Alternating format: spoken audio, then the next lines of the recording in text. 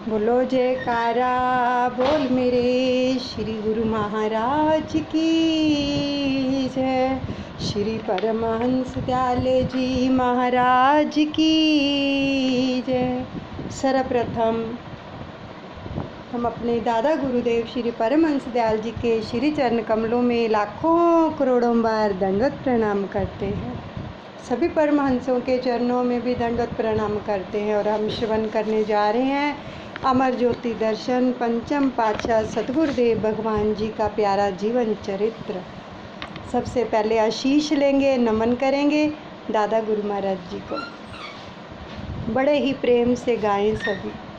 मेरे दादा गुरु महाराज तुमको लाखों प्रणाम, तुमको लाखों प्रणाम। ओ मेरी बिगड़ी बनाने वाले तुमको लाखों प्रणाम, तुमको लाखों प्रणाम। अद्वैत का पाठ पढ़ाने वाले तुमको लाखों प्रणाम, तुमको लाखों प्रणाम। मेरे हापू बाबा जी तुमको लाखों प्रणाम, तुमको लाखों प्रणाम। सहित देही उड़ जाने वाले तुमको लाखों प्रणाम, तुमको लाखों प्रणाम। मेरे दादा गुरुदेव प्यारे तुमको लाखों प्रणाम। भव से पार लगाने वाले तुमको लाखों प्रणाम, कोटि कोटि प्रणाम। अब हम प्यारी जीवनी श्रवण करने जा रहे हैं। अपने सन्मुख विराजमान सतगुरुदेव भगवान पंचम पातशाह जी के सुंदर दर्शन दीदार का रसपान कीजिए और कानों से उनकी प्यारी जीवनी को श्रवण करेंगे और श्वासों के साथ शब्द का जाप चलता रहेगा। आज जो दूसरा चिल्ला चल रहा है उसका आज 7वां दिन है। तो आगे का जो प्रसंग आ रहा है कलकत्ता पश्चिम बंगाल। धन जननी धन भूमि धन, धन नगरी धन देश, धन करनी धन सकुल धन, जहाँ साधु परवेश। संत गरीबदास जी कह रहे हैं, साधु जन संसार में भव जल बोहते अंग, दादू के ते उदरे जैते बैठे संग। संत गरीबदास जी अपनी वाणी में वर्णन करते हैं कि वह माता अति सौभाग्यशाली होती है, अति सौभाग्यवती होती है कि वह भूमि नगर देश व कुल महान उच्च श्रेय को लिए होती है, जहाँ पर संत जन निवास करते हैं। संत दादू दयाल जी का कथन है कि संत सतपुरुष भव सागर से पार कराने के लिए जहाज बनकर आते हैं। जो भी उनकी चरण शरण में आ जाता है वह आवागमन से मुक्ति पा जाता है। श्री परमहंस दाता दयाल श्री पंचम पातशाह जी का अवतरण पंजाब के रायपुर कला ग्राम में हुआ। कलकत्ता के पास स्थित हावड़ा शहर को आपके निवास स्थान का गौरव मिला। सबसे बड़े भाई भगत अमरनाथ जी की लाल कोठी के सामने की ओर एक फैक्ट्री थी।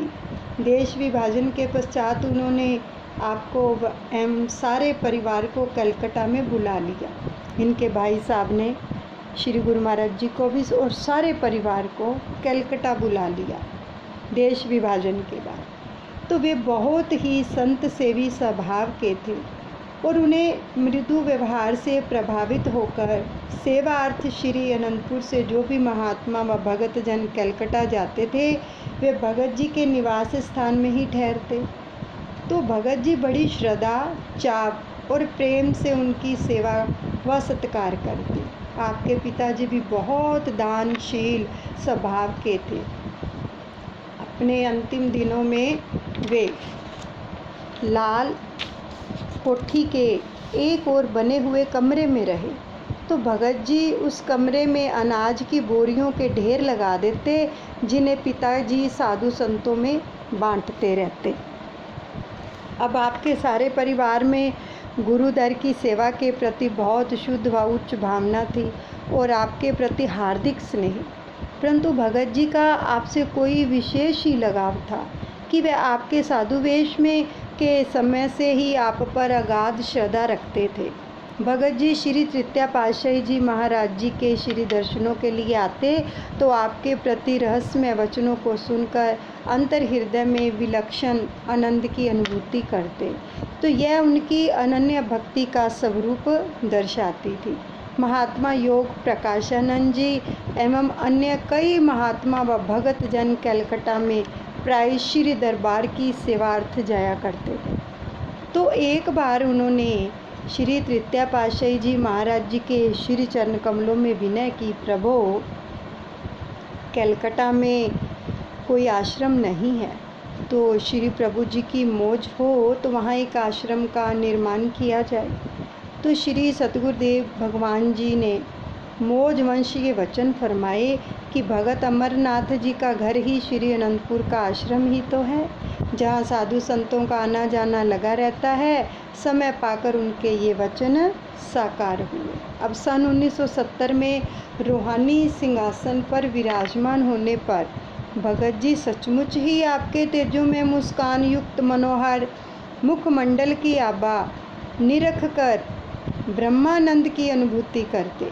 श्री सतगुरु दाता दयाल जी की भी भगत जी पर विशेष कृपा थी। तो आपने पावन वचनों में प्राय फरमाया करते कि भगत जी नम्रता के प्रतीक हैं, सबको इनसे नम्रता सीखने की ज़रूरत है। देखो, नम्रता धारण करना बहुत ही यानी अति आवश्यकता है, अति आवश्यक है नम्रता धारण करना। श्री गुरु महाराज जी भी फरमा रहे हैं। तो उन्होंने परिवार सहित पावन श्री चरण कमलों में हावड़ा कृपा करने के लिए विनय की। तो आपने फरमाया कि समय आने पर अवश्य आएंगे, तब तक आप ऊपर का फ्लोर तैयार करो। इनके दिल में दिन रात एक ही लगन समाई थी कि कब आप यहाँ पर श्री दर्शन देकर कृतार्थ करेंगे।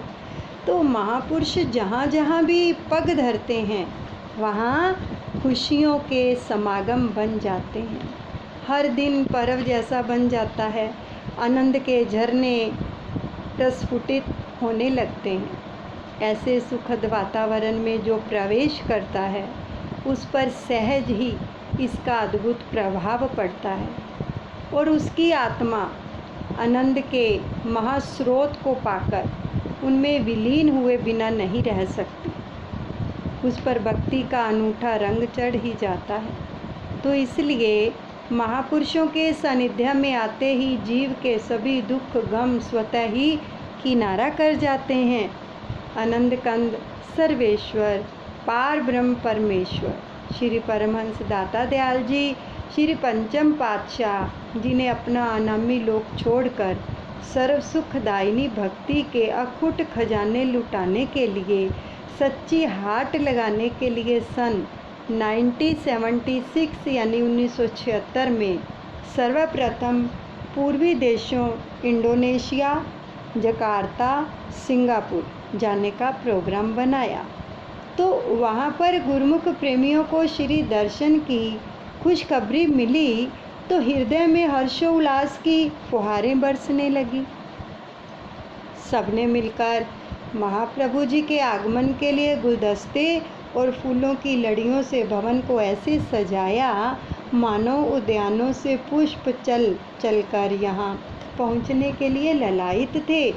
तो आपने उस माया नगरी में रहते हुए गुरुमुखों के दिल में भक्ति भावना का परकुष्ठित पौधा देखकर प्रसन्न मुद्रा में प्रवचन फरमाए कि श्री दर्शन एवं सत्संग का अमिया पाकर इस धरती ने अपने भाग्य जगाए, इसका पूर्ण विवरण विदेश यात्रा में दिया गया है।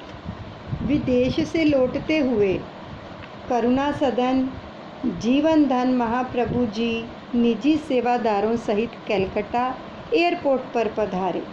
अब सेवकों ने अपने प्राणधन पर इष्ट देव का यहाँ भव्य स्वागत किया और वर्षों से प्रतीक्षारत कलकत्ता नगरी आपका मंजूल मृदुल चरण स्पर्श पाकर कोटि कोटि वंदन करने लगी। अब एयरपोर्ट से आपने कलकत्ता पार्क सर्कस में बने महात्मा सतगुरु सेवानंद जी के आश्रम में कृपा फरमाई। यह आश्रम एक छोटे से फ्लैट में बना हुआ था। इसकी देखरेख की जो जिम्मेदारी थी वो बाई शांत संतोषानंद जी की थी।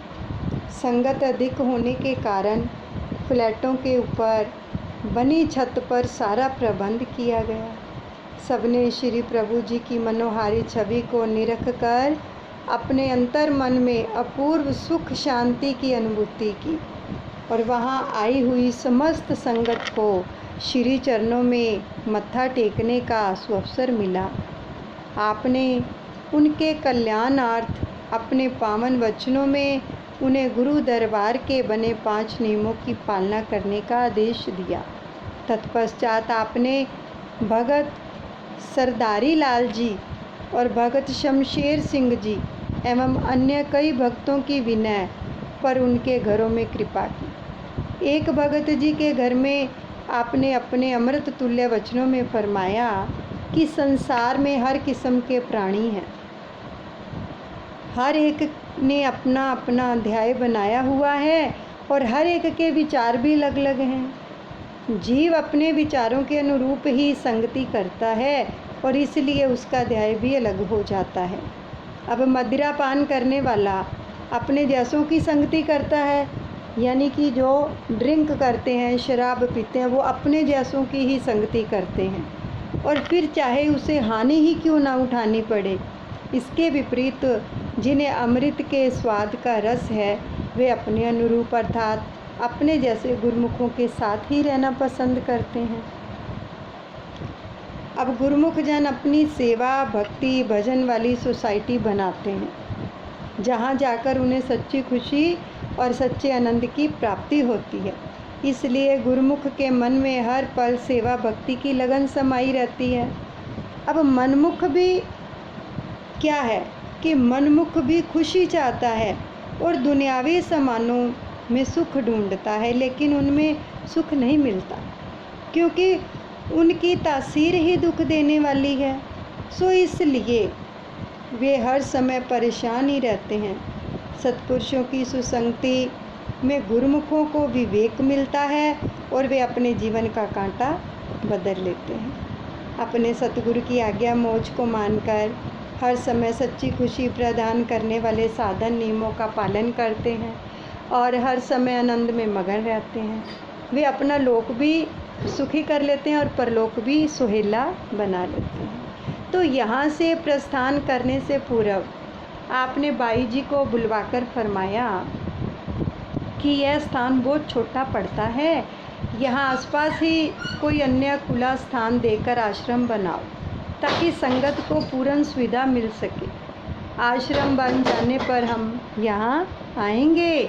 और श्री वचनों को श्रवण कर बाई जी और समस्त संगत हर्ष विभोर होकर जय जयकार करने लगी।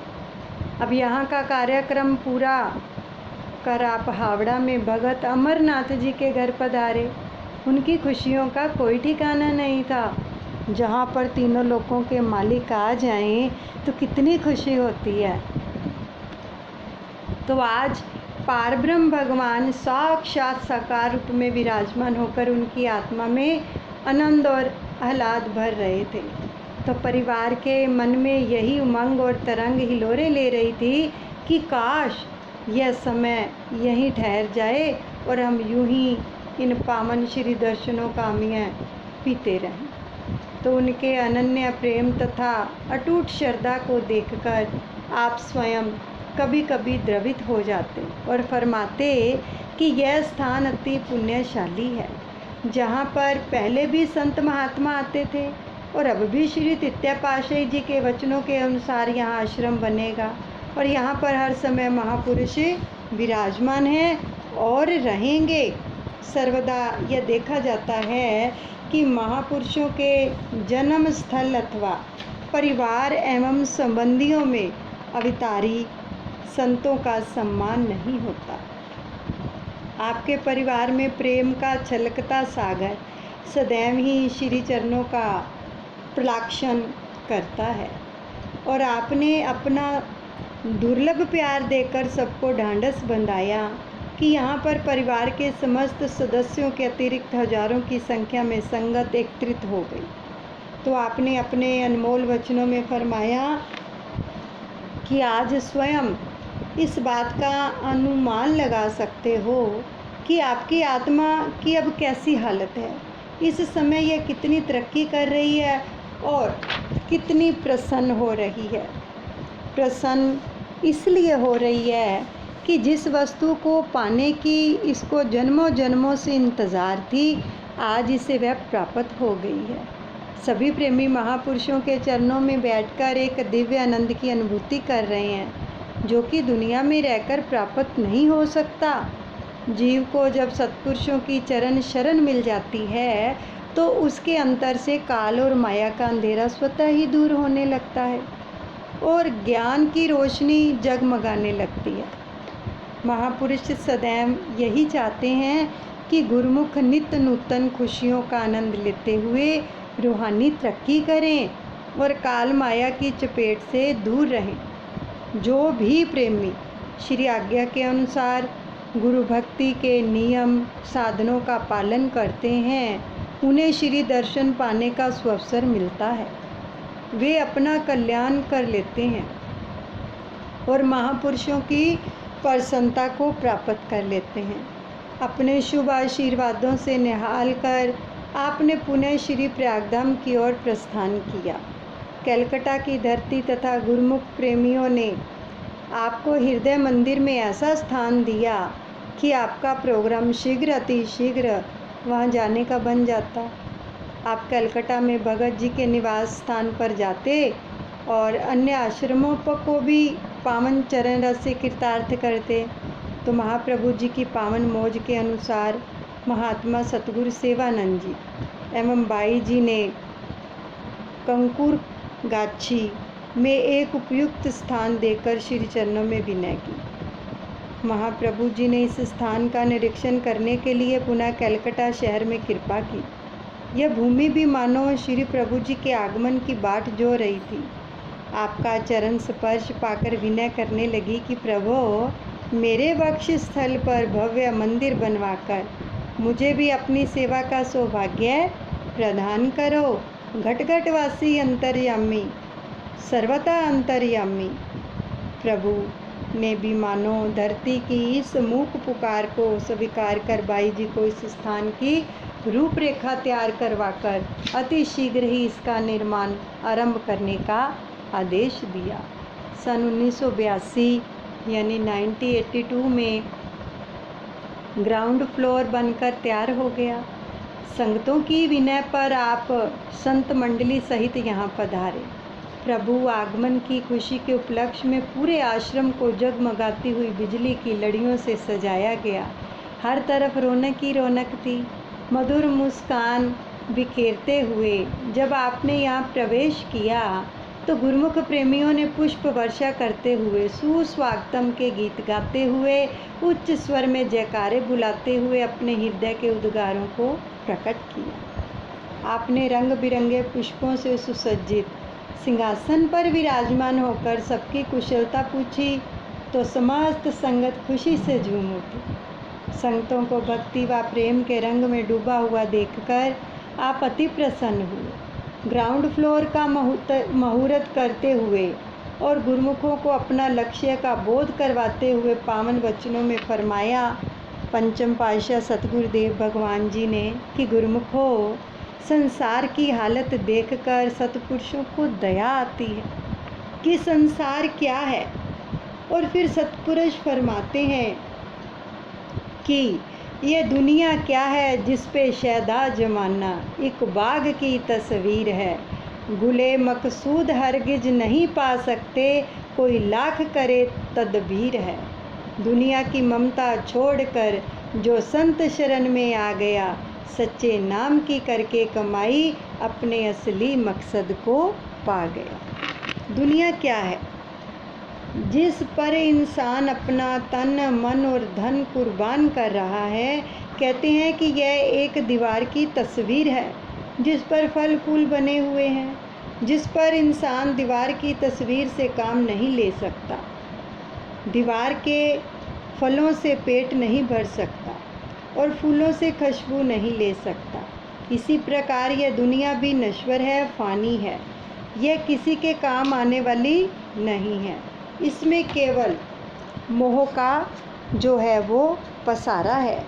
जीव भी दुनिया में आकर मोह माया के गलबे में फंसकर अपने असली मकसद को भूल गया है कि मैं संसार में क्या काम करने आया था।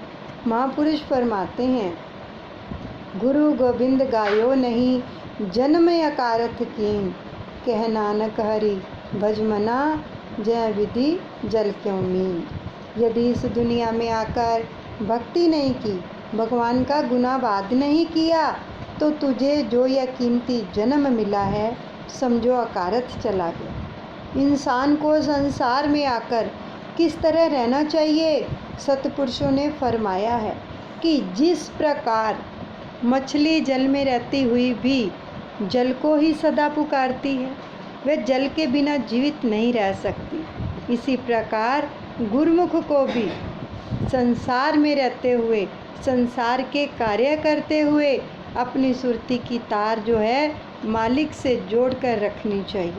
दिन भर जितने मर्जी काम करो, कोई मना नहीं करते संत पुरुष, लेकिन क्या कहते हैं, कामकाज करते हुए अपने श्वासों से सुमिरन को जोड़े रखो, सुरती को श्री चरण कमलों में लगाए रखो। नश्वर पदार्थों में सुरती को फंसाने से नीच योनियों का शिकार होना पड़ेगा, और यदि सुरती को मालिक से जोड़ लेगा तो आनंद के भंडार से मिलकर आनंद स्वरूप हो जाएगा। मनुष्य के जीवन का यही लक्ष्य है। अब इन सार भरे वचनों को श्रवण कर गुरुमुखों के मन पर पड़े हुए माया के आवरण धीरे धीरे दूर होने लगे। चित्त शांत और स्थिर होकर श्री दर्शनों में एकाग्र हो गया। अभी भी श्री दर्शन करो, किसी का भी नाम सुमिरन ना छूटे। आपने प्रस्थान से पूर्व श्री मंदिर का निर्माण करने की आज्ञा फरमाई। आपकी अपार कृपा को पाकर संगतों ने उच्च स्वर में जय घोष किया कि यहाँ से आप हावड़ा लाल कोठी में आकर विराजमान हुए। आपकी अकारण अनुकंपा पाकर सभी कृतज्ञ थे। श्री चरणों में बारंबार यही विनय सुना रहे थे कि प्रभु, हमारे अंदर इतनी भक्ति और शक्ति कहाँ की कि आपके गुणावाद गा सकें और परोपकारों का ऋण चुका सकें। आप इसी प्रकार ही अपना वर्द में स्नेह बनाए रखें, यही हार्दिक कामना है। इस प्रकार यहाँ पर भी संगतों को श्री प्रवचनों की निधि से माला माल किया और गुरुमुख जनों ने भी सेवा, भक्ति एवं श्री दर्शनों का भरपूर लाभ उठाया। अब कंकुरगाछी आश्रम में श्री मंदिर बनकर तैयार हो गया। महात्मा विचार परमानंद जी एवं बाई शांत प्रीतमानंद जी ने श्री चरणों में विनय की कि श्री दर्शन देकर कृतार्थ करें। सन 1984 में आप पुनः यहाँ पर पधारे। महाप्रभु जी के शुभ आगमन से बहारों ने रंग छिटकाया। प्रेमी गुरुमुखों ने हर्षोल्लास पूर्ण वातावरण में प्रभु का महिमा के सुर ताल पर राग सुनाया। सभी खुशी से झूमते गाते हुए अलौकिक दर्शन पाकर निहाल हो गए थे, तो हृदय में अपार आनंद का पैमाना छलक रहा था। आश्रम तथा श्री मंदिर की सहज सज्जा अनूठी एवं मनमोहक थी। आपने भी अपने गुरुमुख प्रेमियों को एक ही दृष्टि से निहाल कर अनुपम सुख का जो था आभास करा किया।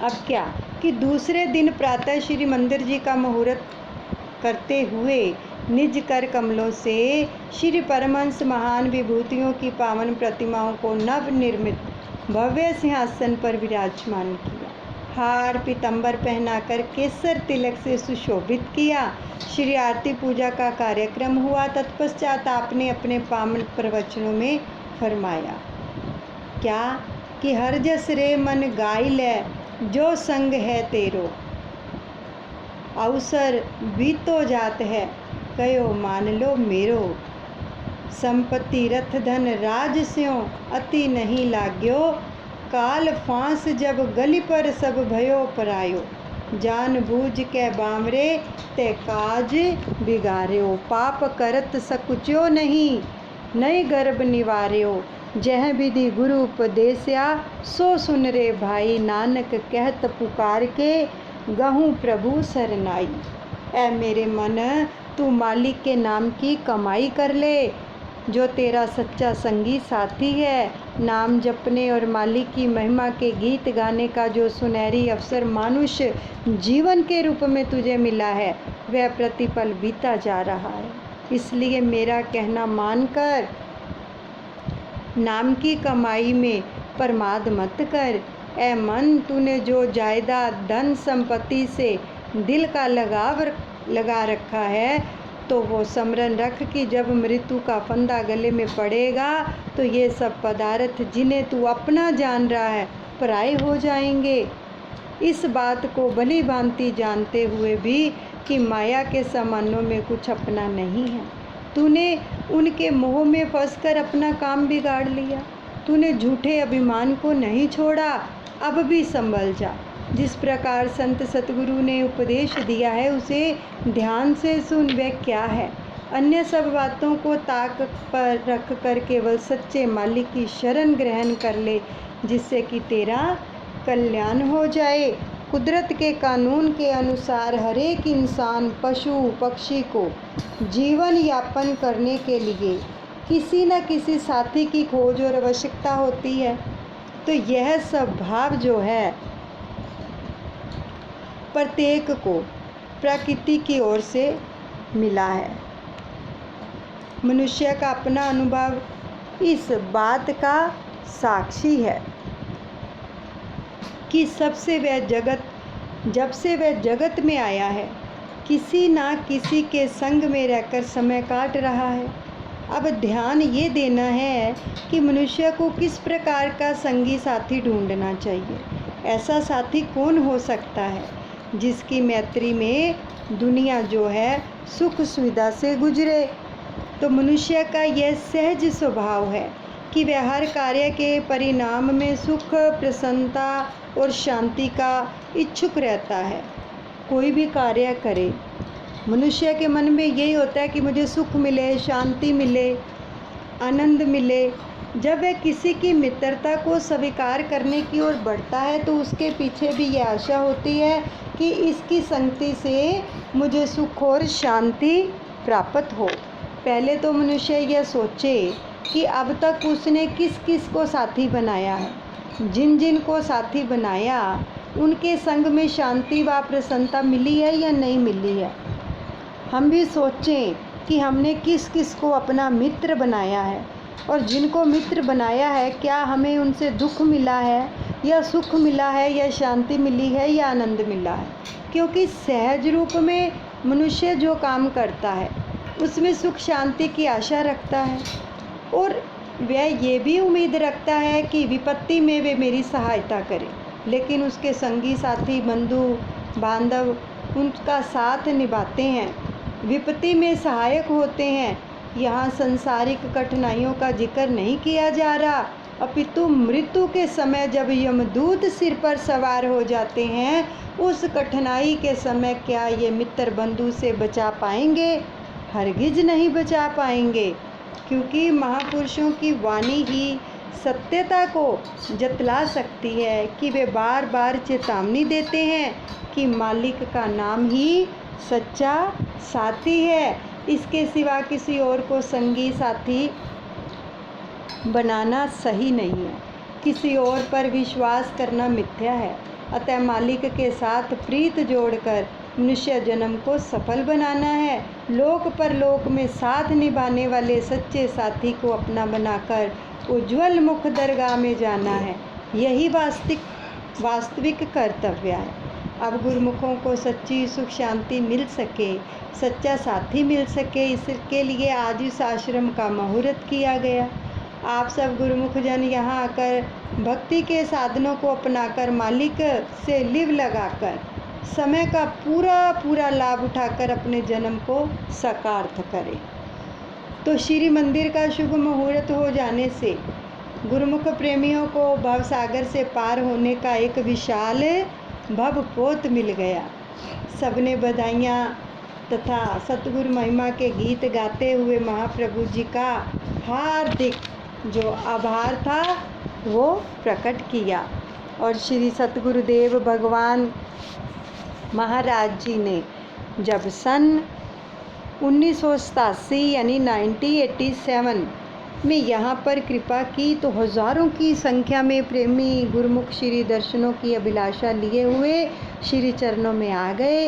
इतने विशाल जन समूह को देखकर आपने श्री मौज में आकर फरमाया कि अब हम हर वर्ष यहाँ आया करेंगे। आपने अपने इस वायदे को सन 2016 तक बखूबी से निभाया। यही परम सत्संग को विश्राम देते हैं। सब अपने श्री परमहंस दयाल दादा गुरु महाराज जी के चरणों में अर्पण करते हैं। अनुचित क्षमा करें। बोलो जयकारा बोल मेरे श्री गुरु महाराज की जय। श्री परमहंस दयाल जी महाराज की जय। पकड़ लो दादा गुरु महाराज जी के श्री चरण कमलों को। मेरे दादा गुरुदेव प्रभु श्री चरणों से लगाए रखना जी, हम दास तुम्हारे हैं, हमें अपना बनाए रखना, हमें तेरी बुलाए रखना, हमें गले से लगाए रखना। मेरे सतगुरु सुखदाता सदा अपने ही साए रखना। दादा गुरुदेव जी ने अपना वरदान हम सबके मस्तक पर रख दिया है और हम सबकी शुभ मनोकामनाओं को पूरा कर दिया है। हम दादा गुरु महाराज जी से प्रार्थना करते हैं हमें आशीर्वाद प्रदान करें कि हम हर पल हर घड़ी हर क्षण आपका भजन सुमरन नाम ध्यान करते रहें और आखिरी दम तक आपका सुंदर स्वरूप हमारे हृदय में वास करता रहे। मेरे दादा गुरु तेरी जय होवे, मेरे परमहंस तेरी जय होवे, जय होवे जय होवे, मेरे टेरी वाल तेरी जय होवे। सब देवता फूल बरसावें, चरणों में शीश झुकावें, तुझ पर बलिहारी जावें, तेरी जय जयकार बुलावें, तेरी जय होवे तेरी जय होवे, मेरे दादा गुरु तेरी जय होवे।